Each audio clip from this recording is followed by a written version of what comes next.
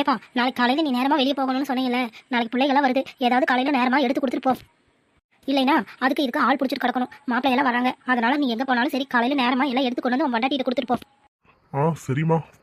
ஏவனஜா எனக்கு அம்மா சிக்கனும் மட்டனும் எல்லாம் எடுத்து கொடுக்க சொன்னாங்க, அக்காவங்க எல்லாம் வராங்கன்னு. என்ன எடுத்துட்டு வந்து கொடுக்கட்டும்?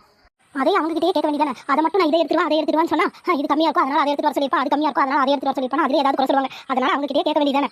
எப்பவுமே ஆம்பளைகளுக்கு ஒரு சுயநலம் தான். அவங்க வீட்டு ஆளுங்க, அவங்க அம்மா, அவங்க அக்கா, தங்கச்சி, அண்ணன், தம்பி, அவங்க குடும்பம்னு எப்பவுமே ஒரு அனுசரணையாக தான் இருப்பாங்க. இதே பொண்டாட்டி வீட்டு ஆளுங்க வராங்கன்னு தெரிஞ்சா மாமியார்களாக இருக்கட்டும், ஏன் நீங்களுமே இருக்கட்டும், உங்க அம்மா என்ன சொல்லுவாங்க, காணாத பொண்டாட்டி வீட்டுல இருந்து ஆளுங்க வராங்க, அதை இதை எடுத்துக்கொண்டு வந்து அந்த தாங்க தாங்கலாம் சொல்லுவாங்க. எனக்கு கோவம் வரும்போது அவங்க நான் பேசும்போது நீங்க என்ன சொல்லுவீங்க, பெரியவங்க ஏதாவது சொல்லுவாங்க, அதை இதெல்லாம் கண்டுக்காதீன்னு சொல்லுவாங்க. இதே உங்க வீட்டு ஆளுங்க வரும்போது அந்த வீட்டு மருமகள் மாங்கு வேலை செஞ்சு ஒரு வேலைக்காரி மாதிரி இழுத்து போட்டு செய்வோம். ஆனா நாங்கள் அந்த பக்கம் போனதுக்கப்புறம் அவ இப்படி அவ அப்படின்னு எங்களவே மகளிர்கிட்ட எல்லாம் குறை சொல்லிட்டு இருப்பாங்க.